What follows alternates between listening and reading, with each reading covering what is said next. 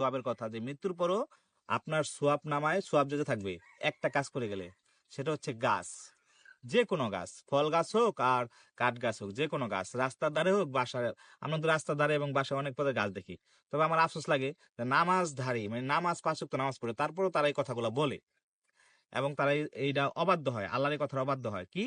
ফল গাছ। দেখা গেল একটা এই সময় কিন্তু ফলের সময়, গাছে আম ধরবে, লিচু ধরবে, সব কাঁঠাল ধরবে, সবকিছু ধরবে। কিন্তু কি দেখা যায়, কি পোলাপাইন যাক বা বৃদ্ধ লোক বা যে কোনো লোকে যাক, গাছের নিচ দিয়ে গেলে ধমক দেয়, এই কি করস গাছের নামায়, মানে গাছের ফল খাইয়া লাইব আর কি। তো এই গাছের ফল বা গাছ, এই গাছের মাধ্যমে আপনার মৃত্যুর পরও আপনার সওয়াব নামে আজীবন সওয়াব যেতে থাকবে। কিভাবে? ধরেন আপনি মারা গেছেন, বা আমরা সবারই মরতে হবে। তো আপনি একটা গাছ রোপণ করে গেছেন, আপনার বাসায় হোক বা রাস্তার ধারে হোক, এটা কোনো অধিকার রাখতে পারবেন না, যে অধিকার রাখলেই আপনার সবগুলো পাবেন না। যদি অধিকার মুক্ত করে যান, তাহলে কি হবে? ওই গাছের নিচে যে সেবা নেবে, আশ্রয় নেবে, এই সবটা আপনার নামে, আপনার আমল নামায় যাবে।